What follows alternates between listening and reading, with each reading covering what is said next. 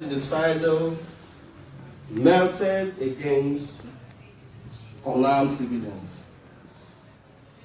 This year, 2017, marks 50 years of the constitution of this modern world nation, Republic of Biafra, of which the status quo is de facto. Nigeria military dictatorial government armed by British and the United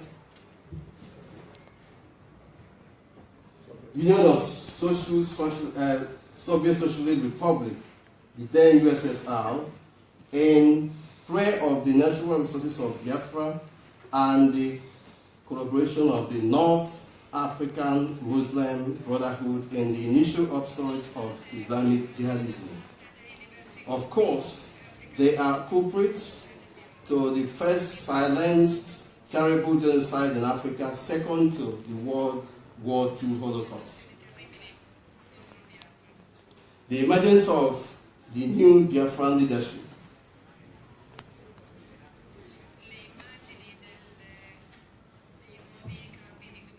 the configuration of memory has been essential instrument in the new African struggle, in reference to the new Biafra agitation.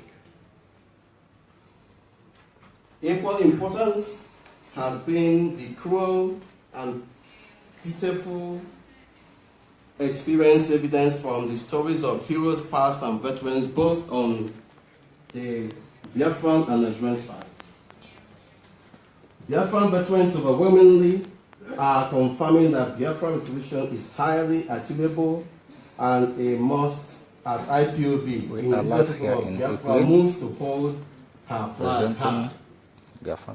Leading Biafran veteran of the First Republic, Colonel Joseph Ajije, on Nnamdi Kanu's arrest, berated former Nigerian President Olusegun Obasanjo for describing pro-Biafra agitators as miscreants, saying he is a kettle calling the pot black.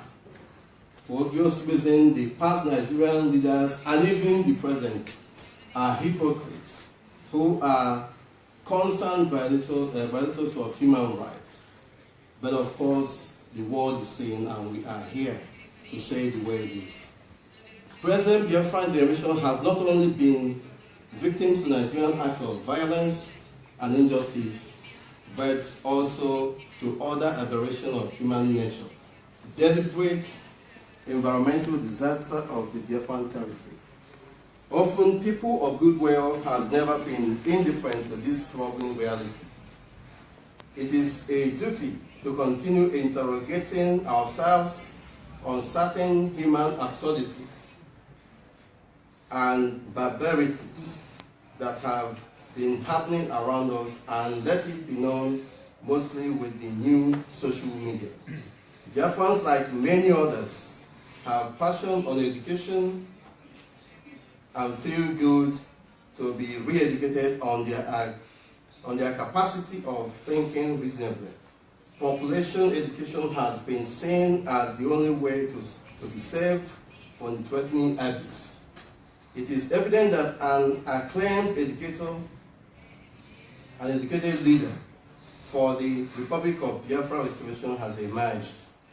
Within the ranks of the Biafran young generation, Nnamdi Kanu's legacy to the present Biafra restoration has, with no restraint, been linked to educating of young and old on the silence and falsity construed to negate freedom and justice to the past, present, and future Biafrans, with the aim to put them in wrath as a people. Consequently, Kanu was kidnapped, abducted on 14th of October 2015, and later declared arrested on 18th of October 2015 by the Nigerian authorities. He was detained for nearly 2 years on several charges that included treason and operating a pirate radio Biafra. Kanu was refused bail despite several court rulings granting him bail. To the contrary, on 25th of April 2017, he was released on political ground and not judicial, having proved beyond any reasonable doubt of being a prisoner of conscience. In these years of his confinement, he has remained steadfast and fully backed by the indigenous people of Biafra and her family units all over the world. Biafra restoration is gaining sympathy and support from persons of goodwill and international political figures. Nnamdi Kanu's vow will remain unshakable. His liberal pledge for the restoration speaks alone. Fellow Biafrans, I have volunteered my life to restore Biafra. Biafra or death, you must be very well prepared for us to restore our country. I need only 100 qualified comrades who dedicate themselves to this cause. Only Biafrans can let the United Nations know that we want our country back. Only Biafrans can let the European Union know that we want our country back. Only Biafrans can let the African Union know that we want our country back. And only Biafrans can let the Pope know that we want our country back. Of course, this is not wishful thinking, but a task that must be done. The struggle for the restoration of Biafra started to send alarm in the late 1990s. Firstly, in a trend of what we may call in Igbo Biafran dialect.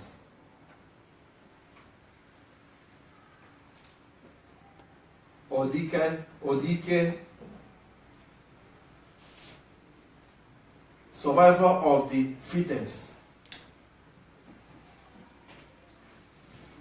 After decades of Nigeria psychological warfare, he has become more pronounced with Nnamdi Kanu's Igbo Biafran saying, Onyaya Lamanea, be your king and watch guide. He activated indigenous people of Biafra families in diaspora and at home to embark on open pledge for the restoration of the Republic of Biafra to all people of goodwill and international communities, particularly in more than 100 nations of the world where Biafrans in diaspora are present, including Italy. For the past years, in different angles of the world, Biafrans in diaspora have been manifesting in continuous fashion in favor for the Republic of Biafra restoration. Like I said, Here, this is a presentation we are today to reaffirm of our this irreversible stand for restoration. The strength of Uche Mefor remains here major in force Italy in live. We love our leader, Nnamdi Kanu, for educating us to realize again the reasons for our existence. Of course, his lessons have been too uncomfortable to the detractors, both far and near. Historical repression and unshared memory melted against the people of Biafra has provoked in him a mixture of pride and anger with arrogance, ambition and courage. Biafra or death and nothing else. It may be early to claim that the present generation struggle is a real triumph of reason.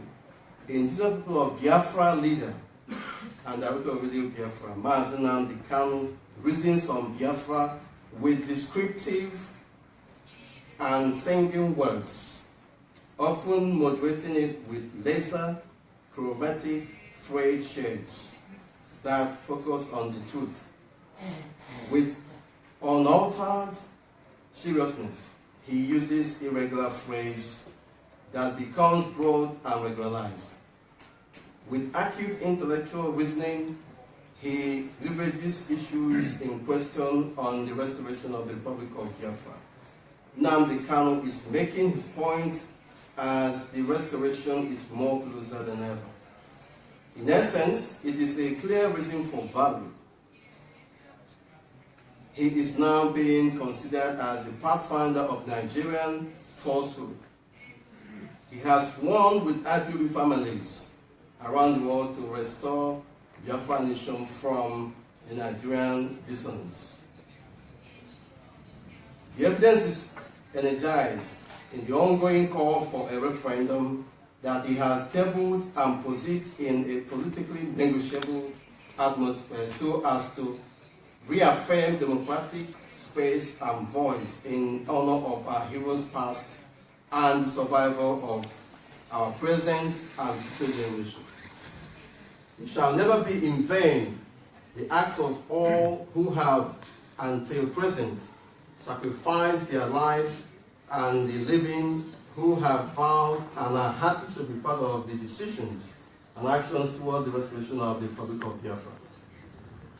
Of course, the penultimate plan of action is no referendum date, no election in Biafra land. A democratic negotiation dice that has been tabled to whoever it may concern. It is important to recall here the statement of the EU High Representative for Foreign Affairs, Federica Mogherini, that Europe is ready to recognize Biafra's independence, provided that it is sanctioned by a referendum.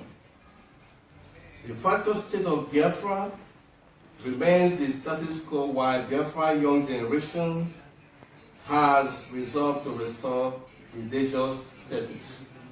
Biafra instrument of surrender with Nigeria was done under genocidal duress. It was not done willingly. It was done under enormous pressure, unimaginable in life. We are determined to challenge these injustices with every legitimate means. Legal luminary Jonathan Levy has said it all. Biafra declared independence on 30th of May 1967 and was forcibly terminated on 12 January 1970 through military conquest by Nigeria after a genocide of 1 million people. Biafra was diplomatically recognized by 5 diverse nations: Tanzania, Zambia, Ivory Coast, Gabon, and Haiti. Others like the Holy See and some international governmental organizations maintained informal relations with Biafra government. Biafra is often compared in legal treatises to the failed state of Katanga, which attempted to devolve from the Belgian Congo in 1960. While the case shares some similarities, there are many differences. The main one being that at no time did any sovereign state ever recognize Katanga. Biafra, therefore, is no Katanga and is unique. The Biafran people, like other victims of genocide, such as the Jews and the Armenians, have recovered over the past 2 generations and now seek justice, freedom, and recompense from the Nigerian oppressors. At this juncture, I think it will be very important and in line, and for us to appreciate the nature of what we're talking about here, to watch a video clip, and after that we shall go to the part 2 of this presentation, which is Why Biafra 50 years on.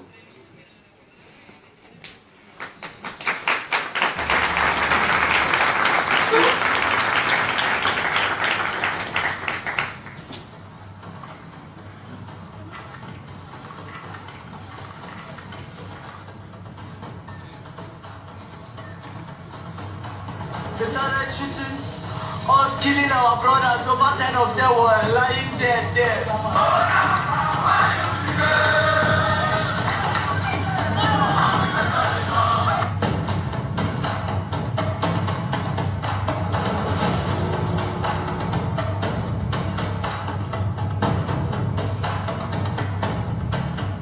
And when they were packing the bodies of the people that they shot, they now came inside the gutter and see that I'm still alive.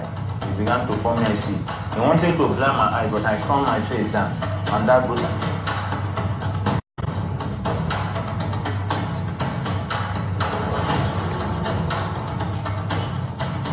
The army is trained to kill and not to police processions or protests or demonstration. They are trained to eliminate whoever they see as the enemy. The military should not be involved in managing or responding to peaceful demonstrations or gatherings.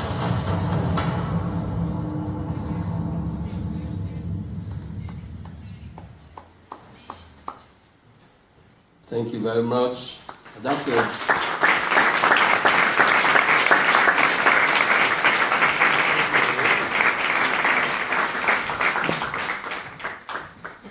That was a very short video clip summarizing the experiences of the present generation of Biafrans. When we talk about Biafra, that came into existence officially on 30th of May 1967, a lot of people, or a certain number of people here, may know what happened there, have heard about Biafra war, Biafra-Nigeria war. And of course, our friends from Italy here, our friends from the Republic of Ireland may know what actually happened. There are so many other nations and individuals and groups that were very much involved in helping the Biafran population. What we're trying to say here is that what happened 50 years ago is still happening today. And that is the reason why we are here. That is the reason why a lot of Biafran people are all over the world, like the Jews. We are everywhere not because we like where we are, but because our human rights have been trampled upon, our economic rights have been strangled, strangulated and emaciated. We are being hunted like animals on the streets of northern Nigeria, and recently even on our own streets in Biafra land. And the truth remains that the Nigerian state is bent on decimating the entire Biafran population. But the message we are sending across is that you can kill the flesh, but not the spirit. The spirit of Biafra is alive. And I am very sure that a lot of us here are sharing the same experience in terms of human suffering, in terms of human rights abuses, in terms of our lives being snapped out of us. This is the reason why we are doing what we're doing today. The re-emergence of Biafra with agitation under the leadership of Nnamdi Kanu is not a wishful thinking. It is born out of several decades of oppression and injustice, and it's still happening today. The Nigerian state is very much good at laundering its image. They tell the world that everything is okay, but things are happening. This short video you watched was a painstaking product of the painstaking effort made by the Amnesty International, that for the first time was able to bypass the Nigerian authorities that always stopped them from investigating objectively. They were able to go to Biafra land and interview the victims. And that is part of the video. You can get this video anywhere online. And this video was completed in last year, 2016, and it is a compelling report on the state of the Biafran people in Nigeria, and of course the horrendous human rights abuses being directed against them by the Nigerian state. We are entering the part 2 of this presentation, and it is effectively based on the reasons why we want Biafra 50 years on. A lot of people will be wondering, why after 50 years, why don't we move on and all that? The reason is, like I said before, that all those things that led to the war of the 1960s are still there, and even being propagated in a more gruesome manner. There is creeping genocide against the Biafran people. There is ongoing commission of crime against humanity against the Biafran people. And nobody is talking, because the Nigerian state has collaborated with a cross-section of very dishonest club of international partners, especially some superpowers, to go after our own people. They are only interested in the oil. They are not interested in our welfare. And we are saying that the world must hear about it, and we are not relenting. Recounting the reason why Biafra must be restored 50 years after, I must mention the inevitable bonds that cling to the main reason of survival. The reason why we are embarking on revival of the short-lived Biafran state. Of course, I'm saying short-lived because they stopped Biafra as a state in the 1960s, but they could not stop the people of Biafra. This has been made possible by the fact that Biafra's tragedy is one of the first conflicts that the world television showed in real time. Actors involved in the discussions are ongoing. For want of time, of course, we are going to make this very short. The reason why we are and the present day human rights abuse and some terrorism attacks directed against our people. The millennial historical existence of the indigenous people of Biafra has been traced from ancient kingdom of Biafra, later invaded as colonial Biafra, further comploted as Nigeria, Biafra, Eastern Nigeria, till the present day Republic of Biafra. Threat to the Biafran people started in 19th century under the assault of colonial invasion. This led to oppressive colonial immersion in a contraction of invaded territories, unilaterally named Nigeria by the British imperialists.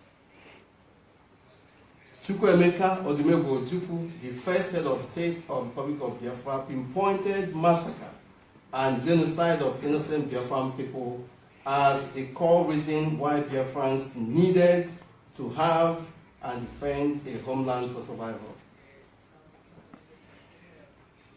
In an address to the Organization of African Unity on 5th of August 1968, he accused the Nigerian military dictatorial government of waging a genocidal war against Biafra, and argued that it was appalling that this palpable genocide is being openly financed and directed by major non-African powers whose interest in the event is the economic and political advantage of their own countries.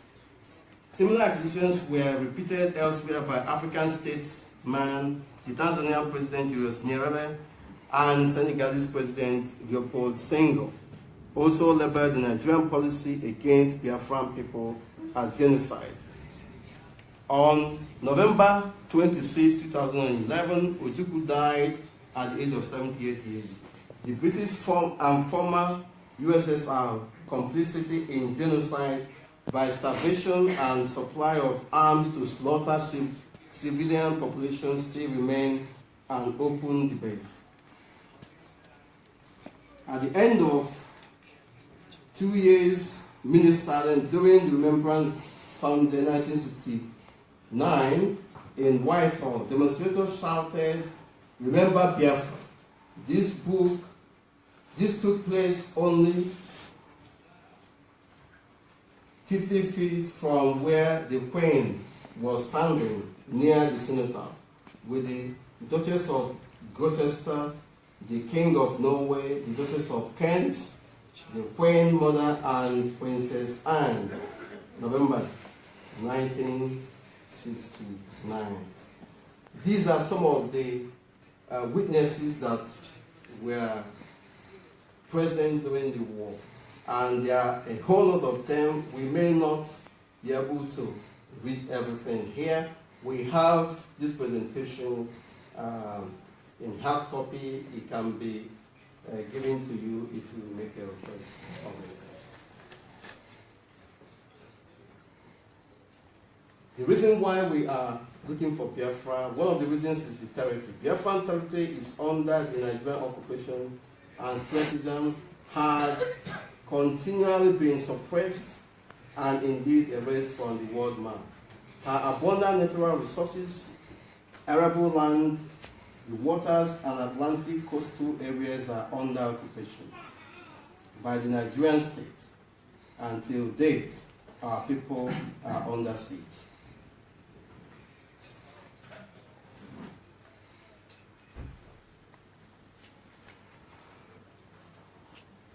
Ideological stand.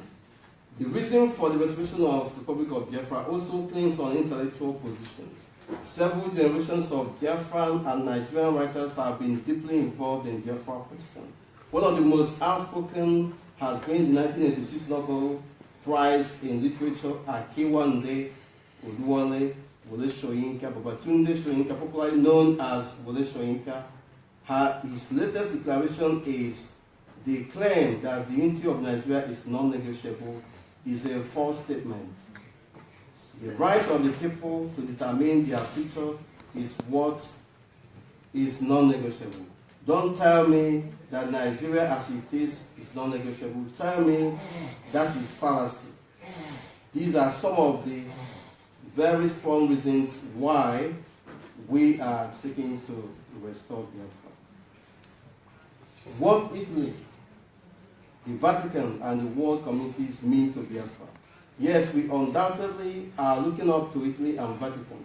We remember Nebio, I do not pronounce it very well, Nobiata Bergoglio of Florence, the ex-Mario Italian Navy, brother in arms, defender of the righteous. He died in the Battle of Port Harcourt in May 1968. Remembered as Major George, bravery level were displayed on many of the armored vehicles of the Biafran army. Cut off and wounded during the defensive maneuver, he ordered he be killed on the spot, allowing his men to retreat. Because of somebody like Pio Godje, the people of Biafra remain resilient. Because of millions of Biafran men, women, and children massacred in cold blood and are still being massacred. That is why we must continue to fight for Biafra. They stopped the emergence of Biafran Republic in the 1960s. They defeated us militarily, but they did not defeat the spirit of Biafra. We are united by a common cause, the quest for freedom. And freedom is applicable to every one of us all over the world. And today the Biafran people are asserting their inalienable right to freedom. At this particular point in time, because of want of time, we shall pause once again to watch one or two clips, and after that we will enter interactive session.